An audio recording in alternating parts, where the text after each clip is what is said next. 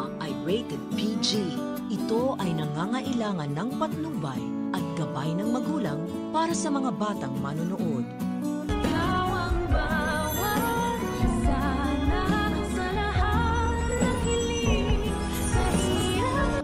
The main reason that we are here, babagsakin ang mga dala.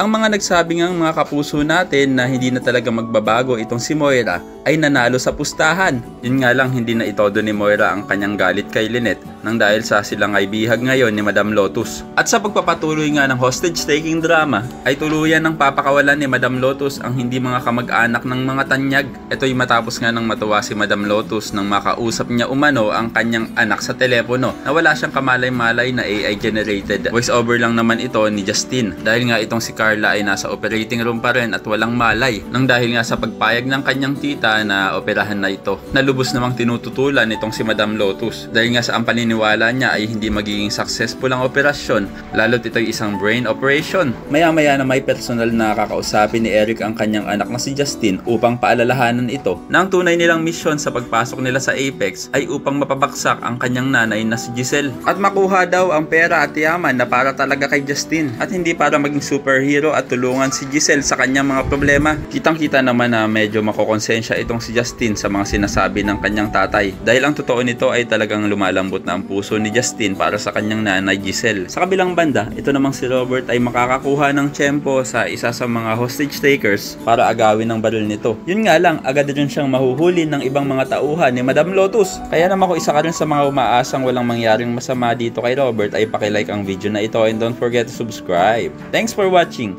and see you next time. Bye-bye!